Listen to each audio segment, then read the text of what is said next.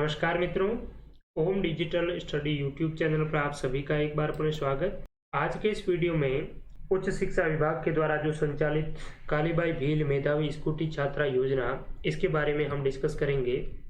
क्योंकि आयुक्तालय कॉलेज शिक्षा का ये परिपत्र आप देख सकते हैं 26 फरवरी 2021 का है, जिसमें बताया गया है कि कालीबाई भील मेधावी छात्रा स्कूटी योजना, इसके लिए आपके ऑनलाइन जो आवेदन है वो 1 मार्च 2021 से स्टार्ट हो गए हैं और 31 मार्च 2021 तक आप इसके लिए ऑनलाइन आवेदन कर पाएंगे।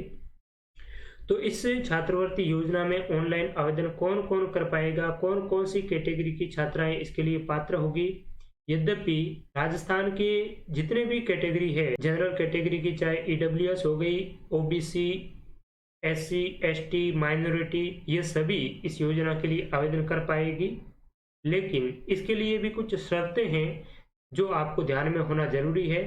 उन्हीं शर्तों के बारे में आज के इस वीडियो में मैं आपको कंप्लीट जानकारी दूंगा कि कौन कौन इसके लिए आवेदन कर सकती हैं, क्या क्या इसमें पात्रता होनी चाहिए, साथ ही आवेदन करते वक्त आपको कौन कौन से डॉक्यूमेंट है वो आपको साथ में लगाने होंगे।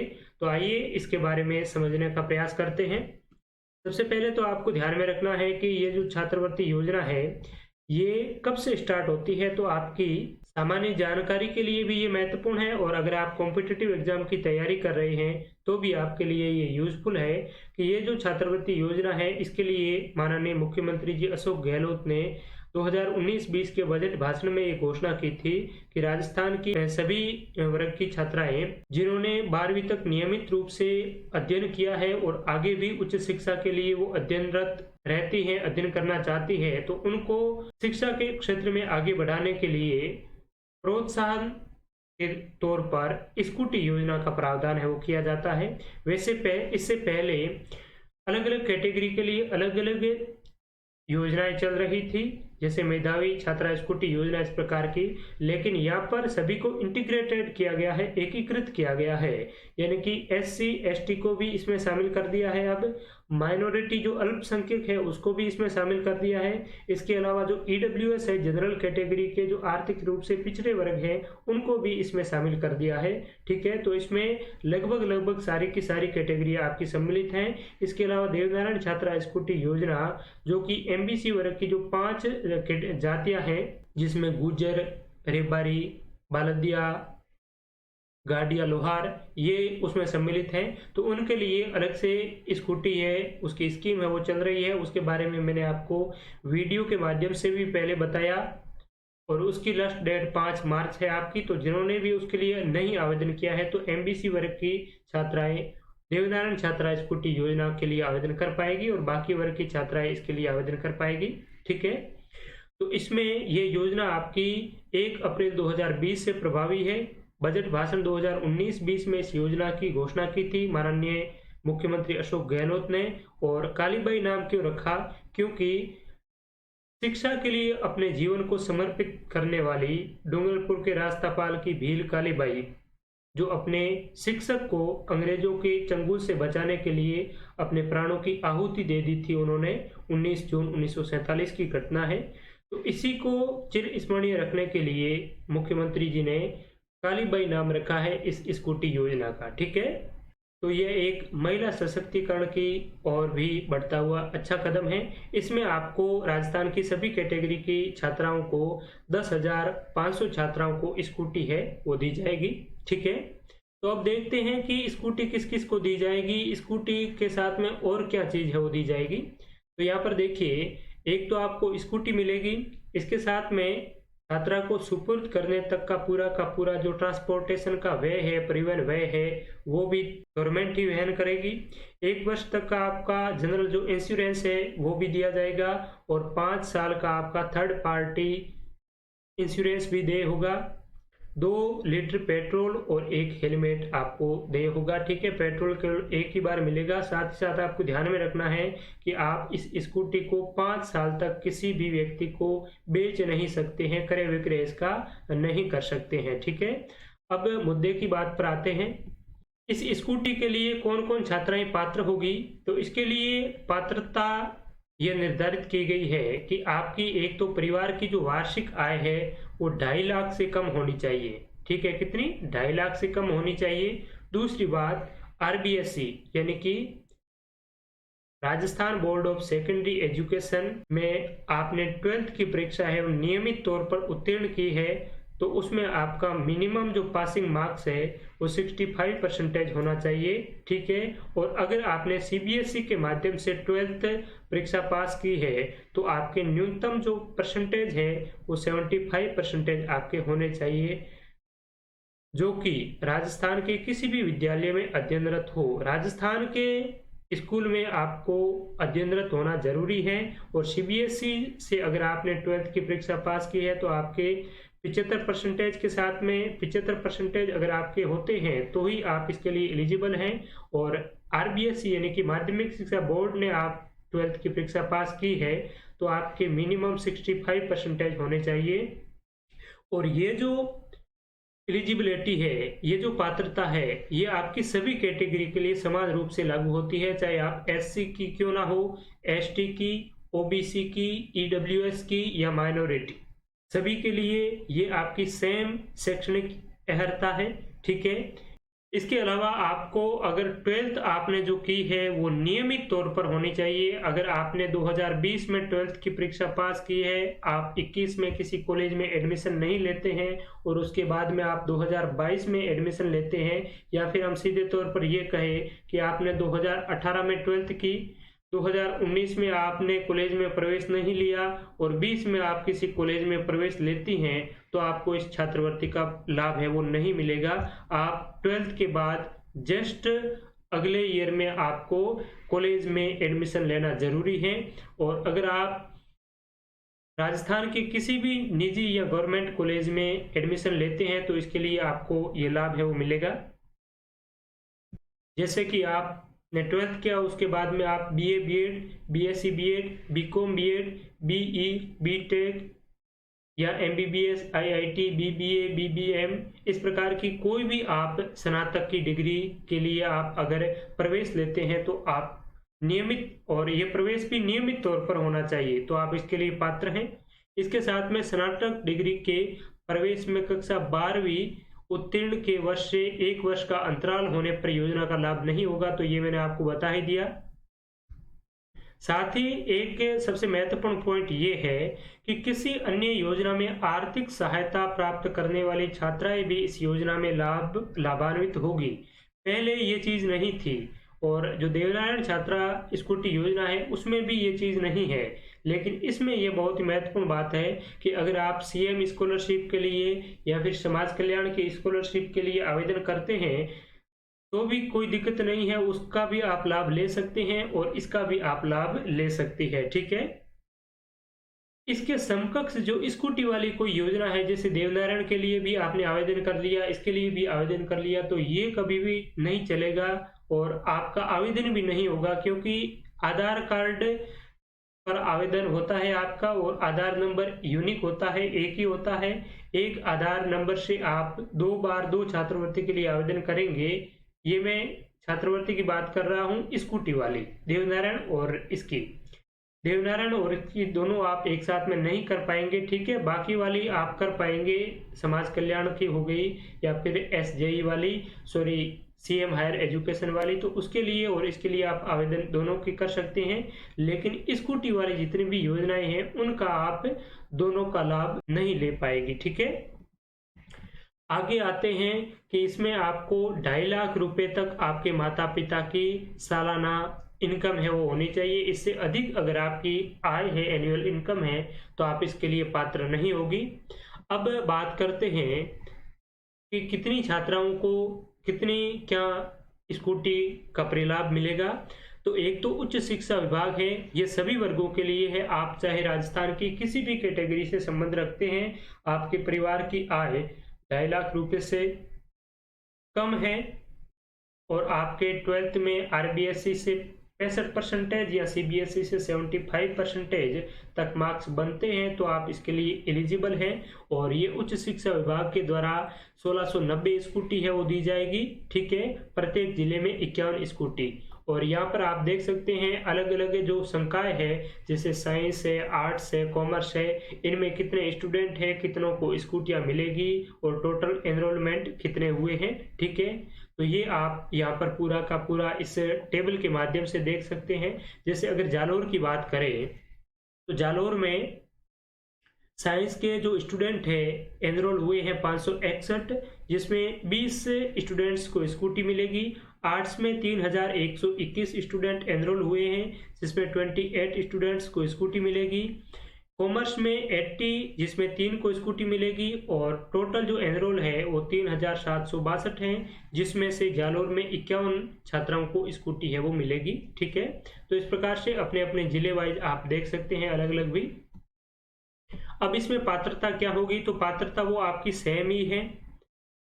आरबीएससी के माध्यम से आपने 12th की परीक्षा पास की है तो न्यूनतम 65%, और सीबीएसई के माध्यम से आपने 12th की परीक्षा उत्तीर्ण की है तो न्यूनतम 75%, लेकिन नियमित तौर पर आप अध्ययनरत होनी चाहिए। ठीक है, बाकी भी ये जो है ये आप देख सकते हैं, जो फिजिकली हैंडीकैप है उनको भी हॉरिजॉन्टली रिजर्वेशन के तौर पर एक स्कूटी है वो दे होगी,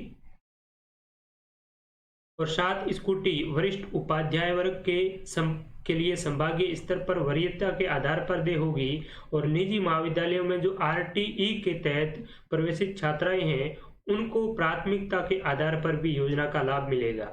अब बात आती है एससी की छात्राओं के लिए, तो एससी की जो छात्राएं हैं उनके लिए सामाजिक न्याय एवं अधिकारिता विभाग के द्वारा संपूर्ण राजस्थान में 1000 स्कूटी है वो दी जाएगी, जिसका आप अलग अलग डिवाइडेशन यहाँ पर देख सकते हैं। ठीक है, एससी कैटेगरी के लिए भी आपकी योग्यता एलिजिबिलिटी है वो सेम ही है।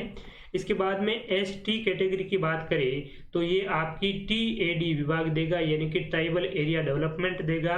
ठीक है, और ये आपकी 6000 स्कूटी मिलेगी, जिसमें से 1000 स्कूटी है वो सेकेंडरी उत्तीर्ण यानी कि 10th वालों के लिए, और 5000 है वो सीनियर सेकेंडरी वालों के लिए दे होगी, जिसमें से 50% आपकी टीएसपी एरिया के लिए रिजर्व रहेगी। ठीक है, नेक्स्ट यहाँ पर ये पीडीएफ आपको हमारे टेलीग्राम चैनल ओम डिजिटल स्टडी पर मिल जाएगी, जिसकी लिंक मैं इस वीडियो के डिस्क्रिप्शन में डाल दूंगा। तो आप ये पीडीएफ पूरी की पूरी डाउनलोड करके अच्छी तरीके से खुद भी एक बार पढ़ लेना। पात्रता हेतु न्यूनतम प्राप्तांक ये एसटी के लिए है, तो एसटी के लिए, एससी के लिए, ओबीसी के लिए, माइनॉरिटी के लिए, ईडब्ल्यूएस के लिए, सभी के लिए आपकी जो एलिजिबिलिटी है वो लगभग सेम ही है। ठीक है, ईडब्ल्यूएस यानी कि जो जनरल कैटेगरी की छात्राएं हैं जिसके परिवार की जो वार्षिक आय यानी कि जो ईडब्ल्यूएस के अंतर्गत आती है इकोनॉमिक बैकवर्ड क्लास, ठीक है, आर्थिक रूप से पिछड़ा वर्ग है, इकोनॉमिकली वीकर सेक्शन, तो उनके लिए भी माध्यमिक शिक्षा विभाग 600 स्कूटी है वो देगी, तो वो भी अब स्कूटी की हकदार है। ठीक है, अगर आप जनरल कैटेगरी की है, आपके पास में ईबीसी का सर्टिफिकेट है, तो आप इस योजना का लाभ ले सकती हैं, इसमें आवेदन कर सकती हैं, आपके लिए भी वो समान ही एलिजिबिलिटी है। इसके बाद में माइनॉरिटी की बात आती है, अल्पसंख्यक वर्गों की बात आती है, जिसमें आपके मुस्लिम है, जैन है, सिख है, ये आते हैं, तो इसमें आपको 750 स्कूटी है वो दी जाएगी। वो कौन देगा? अल्पसंख्यक मामलात विभाग। ठीक है, इसमें भी आप देख सकते हैं अलग अलग कैटेगराइज किया हुआ है। इसके बाद में मैं आपको बताऊंगा लास्ट में कि इसके लिए आपको कौन कौन से डॉक्यूमेंट है वो चाहिए होंगे। तो डॉक्यूमेंट हम देख लेते हैं, आवेदन पत्र के साथ संलग्न किए जाने वाले आवश्यक प्रमाण पत्र या दस्तावेज। तो देखिए, सीनियर सेकेंडरी परीक्षा की अंक तालिका, ठीक है, 12th की आपकी मार्कशीट चाहिए होगी, ओरिजिनल मार्कशीट। राजकीय अथवा निजी महाविद्यालयों में नियमित छात्रा के रूप में कक्षा 12वीं उत्तीर्ण करने का संबंधित संस्था प्रदान द्वारा जारी प्रमाण पत्र। तो हमने पहले डिस्कस किया कि आप नियमित छात्रा के रूप में अध्ययनरत होनी चाहिए, तो इसका आपको प्रमाण देना होगा कि आप रेगुलर स्टूडेंट रही हैं 12th तक की। तो ये आपको कौन देगा? आपने जहां से 12th पास की है वहां का संस्था प्रदान देगा। इसके अलावा है सीनियर सेकेंडरी परीक्षा उत्तीर्ण करने के पश्चात वर्तमान में अध्ययनरत महाविद्यालय अथवा किसी अन्य उच्च शिक्षण संस्थान एवं पाठ्यक्रम का विवरण में संस्था प्रदान का प्रमाण पत्र, ये आपको कॉलेज के द्वारा जारी किया जाएगा। यानी कि 12th तक आपने जहां से शिक्षा ग्रहण की है वो तो 12th के संस्था प्रदान देंगे। उसके बाद में जहां पर आपने स्नातक में प्रवेश लिया है, जिस कॉलेज में लिया है, तो उन कॉलेज के संस्था प्रदान के द्वारा आपको नियमित तौर पर अध्ययनरत होने का प्रमाण पत्र है वो जारी किया जाएगा। इसके अलावा सक्षम अधिकारी द्वारा टीएसपी मूल निवास प्रमाण पत्र, यानी कि आप जिस कैटेगरी से संबंध रखती है, जिस वर्ग की है, अगर आप ईडब्ल्यूएस तौर पर आवेदन कर रही है, जनरल कैटेगरी की है, तो आपको ईबीसी का सर्टिफिकेट देना होगा। ओबीसी की है तो आपको ओबीसी का देना होगा। एससी एसटी जिस भी कैटेगरी के हैं तो उसको आपका जाति प्रमाण पत्र है वो देना होगा सक्षम अधिकारी के द्वारा जारी। ठीक है। इसके अलावा इनकम सर्टिफिकेट भी आपको देना होगा कि आपकी आय है वो 2.5 लाख से कम है, और ये जो इनकम सर्टिफिकेट है आपका 6 माह से पुराना नहीं होना चाहिए। इसके अलावा बीपीएल छात्रा हेतु बीपीएल कार्ड की स्व प्रमाणित प्रतिलिपि भी आपको देनी होगी। जन आधार कार्ड या आधार कार्ड की प्रति, दिव्यांग छात्रा द्वारा मेडिकल बोर्ड द्वारा जारी प्रमाणित पत्र की स्व प्रमाणित प्रति, यानी कि अगर आप फिजिकली हैंडीकैप है तो आपको मेडिकल के द्वारा 40% से ज्यादा आप दिव्यांग होने का आपको सर्टिफिकेट भी देना होगा। तो ये डॉक्यूमेंट है, आप स्क्रीनशॉट भी ले सकते हैं इनको। ये डॉक्यूमेंट आपको ऑनलाइन आवेदन करते समय वहां पर अटैच करने हैं साथ में। ठीक है। और ये डॉक्यूमेंट फोटोकॉपी नहीं चलेगी, आपको ओरिजिनल लेकर स्कैन करवा कर सही से क्लियरली आपको अपलोड करना है। ठीक है।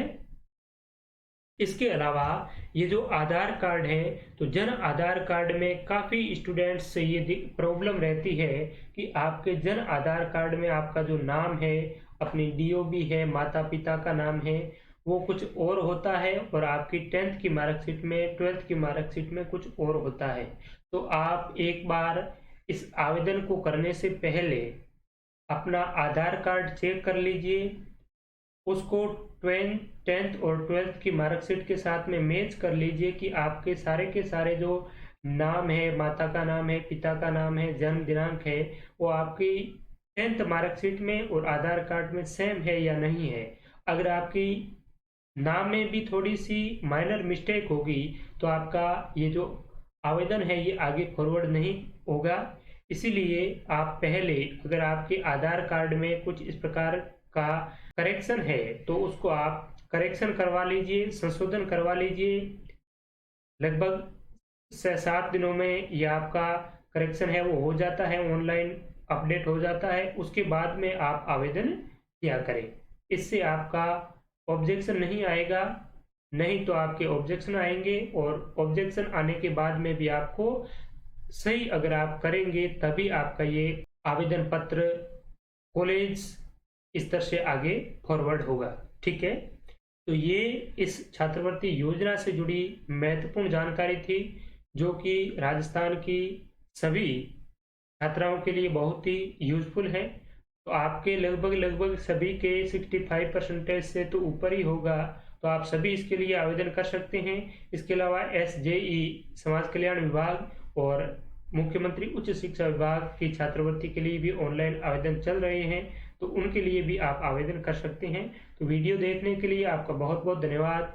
इस वीडियो को अपने और ज़रूरतमंद मित्रों के साथ में भी आप ज़रूर शेयर करें, ताकि ज़्यादा से ज़्यादा राजस्थान की छात्राएं इस योजना से लाभान्वित हो पाएं।